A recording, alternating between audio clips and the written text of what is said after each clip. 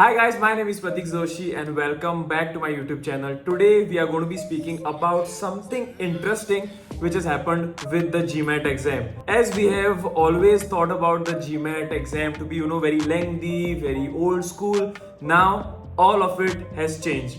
So GMAT is coming with a new refurbished version which is called as the GMAT Focused Edition. What is this GMAT Focus Edition? Why is it so important? Where will it be applicable? Which schools will be taking it? All of it we are going to be discussing in this video. So without wasting much time, let's get started. So let me be very clear. Whatever that will be spoken about the GMAT exam in this video, it's about the GMAT Focus Edition. So this is a revamped new version of the GMAT which is going to be applicable from the end of 2023. The exact date is mentioned here, and this will be carried on in the future.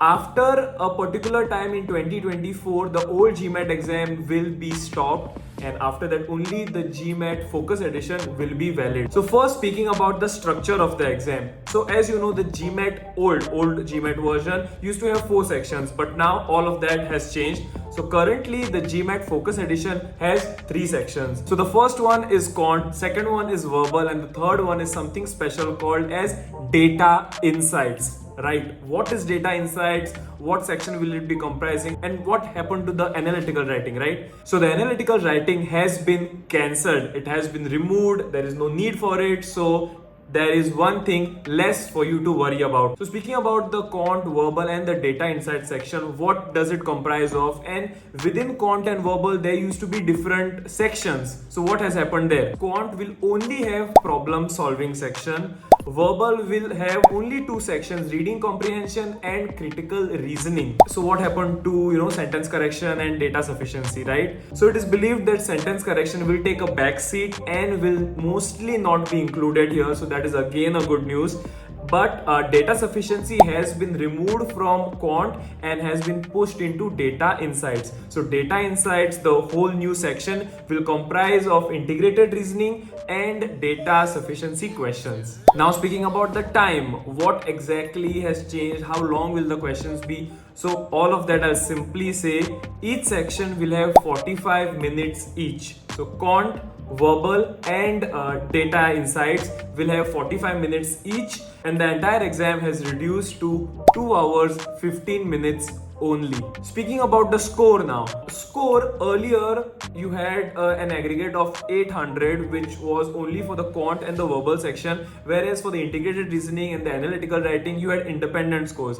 But now after the GMAT Focus Edition, you will have a single score that will have a weightage of all 3 sections. That means quant, verbal and data insights will have a single score. Speaking about something new which is there in the Focus Edition, and that is review and edit.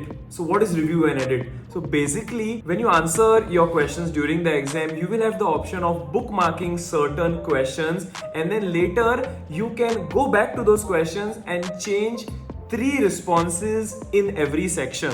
So to make it more easier for you, so if you have quant section, verbal and data insights, so in each section you will have 3 chances to go back and change your original response. Now speaking about score reports, this was one of the gray areas that students had a lot of confusion in, and always score reports were a lot of confusion.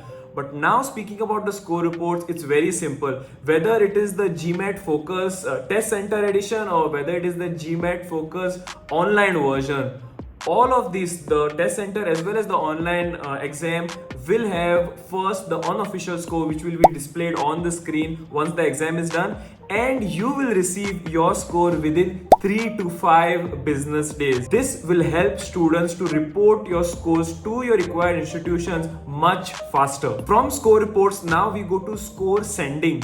This was again a lot of confusion because you had to select 5 institutions and the score was sent to them.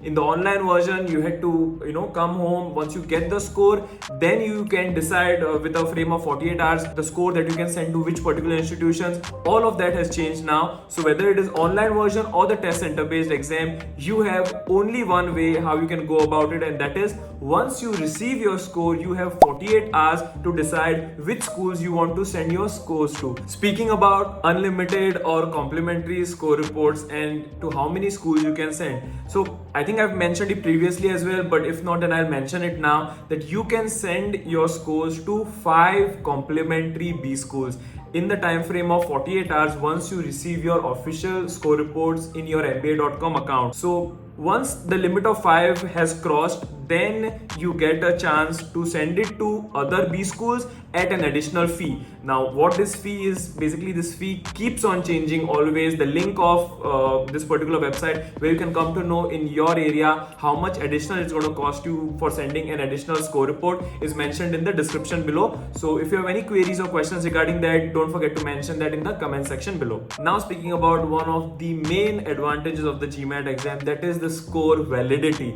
The score validity for GMAT has been 5 years and will always remain 5 years. So that is something great which has not changed. Now, speaking about exam attempts. So always it has been with GMAT that you have 5 attempts in a rolling calendar year of 12 months, wherein between each of your 5 tests there need to be 16 calendar days. So you have 5 attempts in 1 year and you have 8 attempts in total over your entire lifetime. And finally, the most important question. The GMAT exam was costing somewhere around $250 to around $275. What is the case in terms of the GMAT Focus Edition? Now here comes a news that I'm pretty sure everyone was expecting, that the cost remains the same. There is no discount or lesser rates for the GMAT Focus Edition because you can apply to the same institutions. You have much more ease of now deciding the schools based on the score that you have received. So fortunately or unfortunately, the price for the exam remains the same. So earlier I think it was around $250, now it has gone up to around $275, and I think that will remain the same. But whenever you watch this video, please make sure that you are up to date with the price of the exam. So guys, that is it for the GMAT Focus Edition. I have given you the main insights, what need to be understood by the applicants. If you have any questions, queries regarding the GMAT Focus Edition, don't forget to mention them in the comment section below. So thank you so much for watching this video till the very end. Don't forget to like, share, subscribe, and I'll be seeing you for the next video. So until then, be happy, stay safe, and all the best for your prep.